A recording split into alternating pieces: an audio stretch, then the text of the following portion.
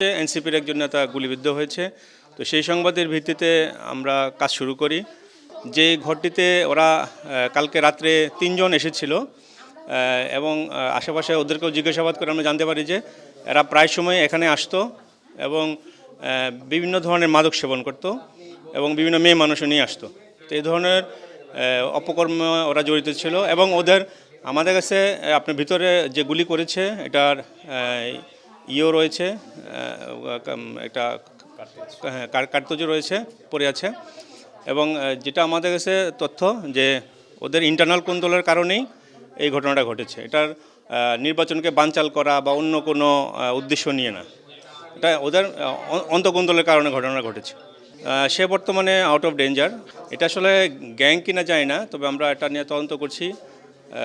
তবে এই ধরনের অস্ত্র ব্যবহার তো ভালো মানুষ করে না, এটা তো আপনারা জানেন। তো এটা কারা কারা জড়িত আছে আমরা বের করে নেব। আপনারা ইচ্ছা হলে দেখতে পারেন ভিতরে আসলে কী অবস্থা। এটা একজন জব্দ করছি আমরা, যেটা গুলি খোসা পাওয়া গিয়েছে সেটা জব্দ করছি। আর অন্যান্য আলামতও এখানে মাদকের বিভিন্ন আলামতও আছে, আমরা